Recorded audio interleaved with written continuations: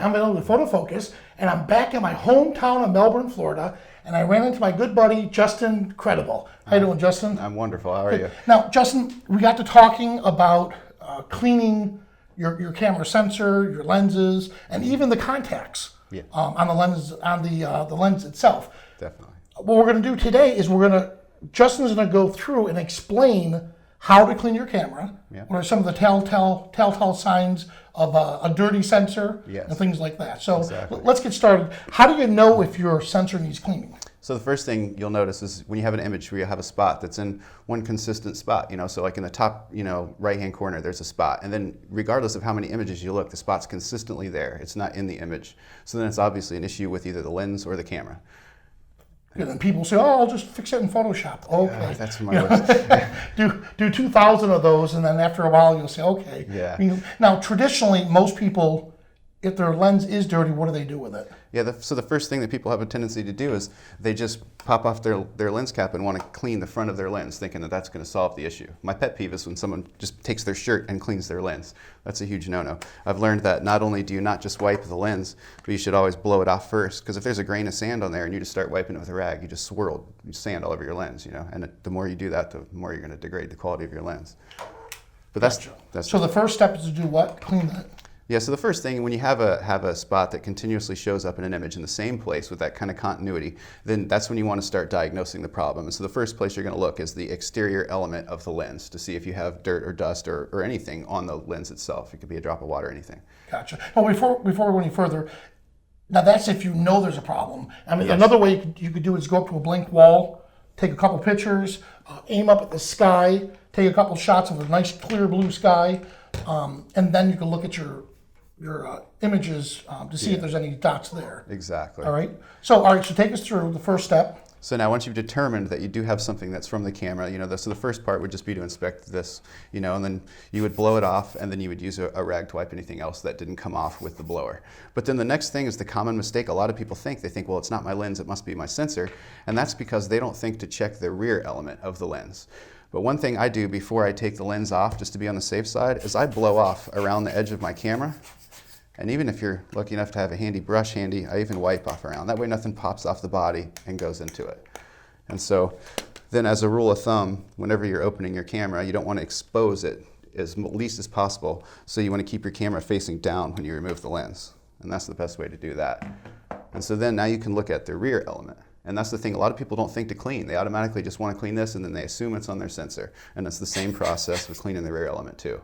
And so then after you've cleaned the lens, the front and rear element, I would suggest taking another couple shots of a blank space, whether it be the sky, a wall, whatever. And if you take a shot of a wall, maybe take a few on different places of the wall.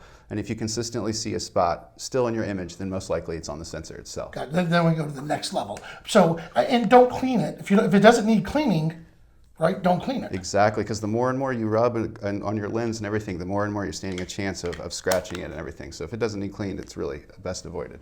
Gotcha. So that was taking care of the lens itself. Yeah. I noticed what you did too. You popped it over, you tapped it a little bit, just in case there's a little extra dust or something. Yeah. All right, so the lens is done. Mm-hmm. Now what's next? Okay, so now is when you come to the actual sensor itself. Now, because I'm cleaning the sensor, I'll wind up turning my camera facing up, but it's only because I happen to be cleaning it.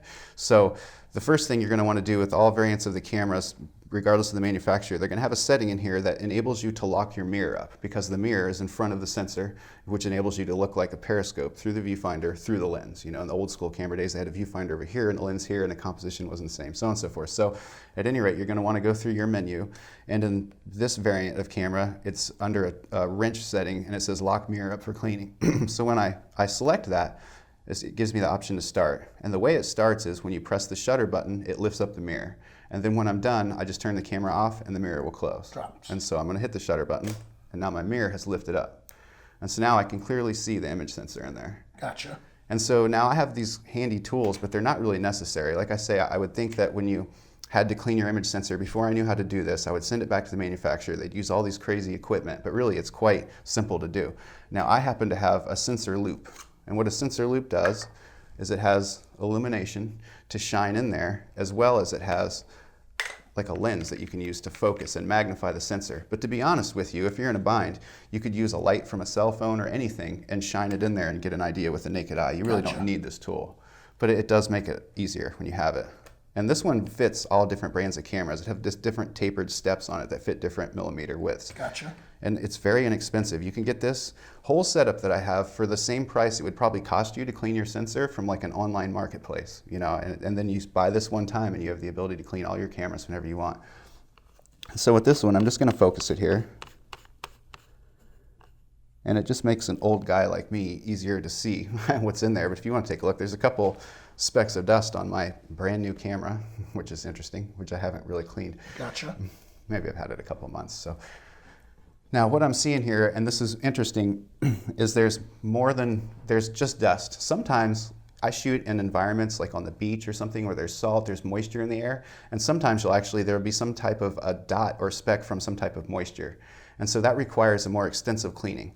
But this, just that it's a couple specks of dust, could be a very simple process. We could be done with this in a matter of seconds, because the first thing that you do, as low tech as it is you hold your camera upside down and you just blow it out. And that could very well solve the problem. This might be the only step we need to do. And so this one is actually, this bulb is made for cleaning sensors. It has a soft rubber tip in case you accidentally touched your sensor. But I'm not going to go actually into the camera. I'm just going to stay at the edge and then just blow in there. Give it a nice good blow, and that could have solved the issue, and that might be all we have to do. The object is to mess with your sensor as least as possible. Yeah. And ironically, of course, because we're doing a tutorial, it's clean. Maybe we'll break this into several segments and maybe people have to tune back in. Gotcha. So, all right, so let's pretend it's not cleaned. Yeah. So the next step would be to do what? Okay, so the next step, in theory, let's say there was still dust all over this. With this kit that came with the sensor loop, also came with a small pen that has an articulating head. And it's similar to the pens that you can wipe your lens with, and it has almost like a felt or suede looking tip. Now the trick is with this, a lot of people think that they just go in there and you wipe your sensor clean with it. Now the sensors aren't exactly as sensitive as people think, but if you have a 24 megapixel camera, you have 24 million pixels, so they're very small. The slightest piece of dust or scratch or anything can affect a lot of pixels. So this, you actually aren't to make contact with the sensor itself. Now if you do, you're not going to wreck your camera. Odds are it's going to be fine. I have touched my sensors before. I've never had a problem. But the way this actually works is you blow it off to keep any dust on it that could get in the camera that's already there, as well as you kind of ruffle its edges. It's like feathers to say. And what you do is you bend it so that it can get the spot of the sensor you want, and it goes through this hole in the sensor loop. And then when you get down in there, you actually just hover it above the sensor, and static electricity will just suck any debris or anything that's off of it. Interesting. And it's really that simple. And it's just, you can pull it out, move it, and you can spin this around, and it's very easy access. Gotcha. All right, so now then what if there's just a stubborn water drop or something on it? Yeah, so that's when you get to the point where the static electricity, the blowing it off, isn't removing it, because you actually have, say, maybe some type of moisture from like shooting in salt air on the beach has gotten in there and gotten on your sensor. And then that's the last step really, is that you would have to resort to one of these type of swabs. And they make two different types. This is a swab that is for a full frame camera, and this is a swab that's for more of a cropped APC, APS-C type sensor. And it's actually, I'll open one up just to show what it looks like here. And there's several different variants. This one has fluid that's in the handle, and you squish it, and the fluid goes into a little foam rubber brush. And this is where it's okay to make contact with your sensor. You try to avoid it by blowing it, you try to avoid it by static electricity, but if it comes down to it and you have to use something to touch it, this is where you'll use this. Gotcha. Now this one is pre-moistened, and it's very simple. This one, you'll actually go down the width of the sensor and you'll just drag it across one time gently, and that will probably remove it. But if it doesn't, then you flip it over and you'll drag back the other direction. Okay, the opposite. Gotcha. Yeah, that way it's just you're using another clean side, and by going back the other way, you may have got something that the first direction didn't affect. And it's really that simple, and these are unbelievably soft, and they're very gentle to the camera. So great. As long as you don't use pressure, it's a piece of cake. Good. So then that's it? That is it. After all these steps, even the most worst case scenario, that should have cleaned any sensor. And then what you should do is take another couple pictures again, just to be on the safe side. Yes. And then you're good to go on that. Yeah.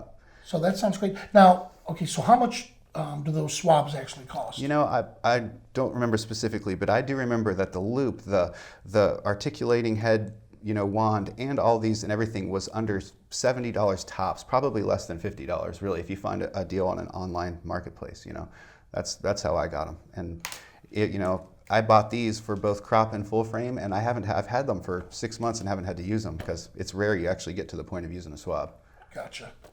Well, hey, just thank you so much. Yeah, definitely. All right, now I hope that was very helpful. And again, don't be nervous. If you're gonna do this, one thing you did to mention is you need the battery has to be, Yes. how far? 100% or? I've done it with as low as 30-40%, you know, just as long as you have enough that, because I guess it's using power to keep it on. I did once go to open a camera up at an event where I was cleaning Yep. sensors for a lot of people. You were there, and their camera wouldn't allow the mirror to go up, and that was the issue. So that's good. So, I mean, it's always best just to make sure you have a fully charged, fully charged camera.